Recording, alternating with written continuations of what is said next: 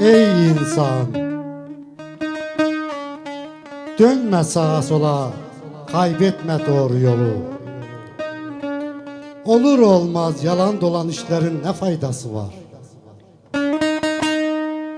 Zora gelince sözünden dönüp saçını başını yolma. Oturup ağlamağın ne faydası var?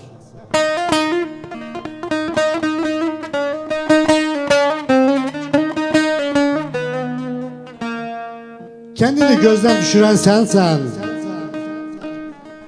kendini insanlara güldüren de sensen, kalbimi sevgimi öldüren sensen, sonra oturup sinmeyin ne faydası var?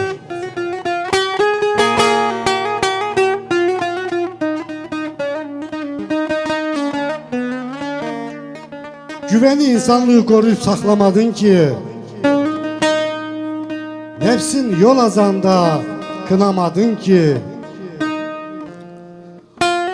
o zaman sen doğruyu anlamadın ki, iş işten geçtikten sonra anlamağın ne faydası var?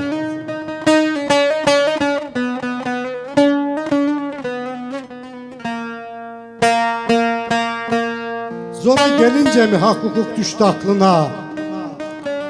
Yaradan seni bağışlasın ne adına? Özünü yandırdın kendi oduna. Ağlamanın, dövülmenin ne faydası var? Ağlamanın, dövülmenin ne faydası var? Ne faydası var?